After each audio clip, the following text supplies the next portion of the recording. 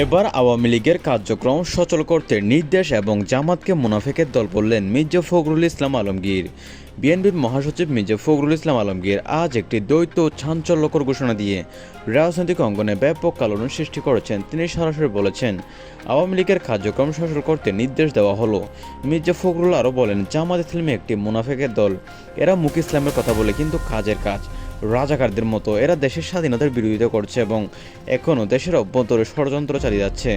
জামাত মুনাফিকদের দল, এদের কোনো রাজনৈতিক অধিকার থাকা উচিত নয়। তিনি আওয়ামী লীগ প্রসঙ্গে বলেন, আওয়ামী লীগের কার্যক্রম সচল করার নির্দেশ দেওয়া হয়েছে। দলটি এখন থেকে খোলাখুলিভাবে রাজনৈতিক কার্যক্রম চালাতে পারবে। দেশের গণতন্ত্রকে শক্তিশালী করতে আওয়ামী লীগকে ফিরিয়ে আনা প্রয়োজন।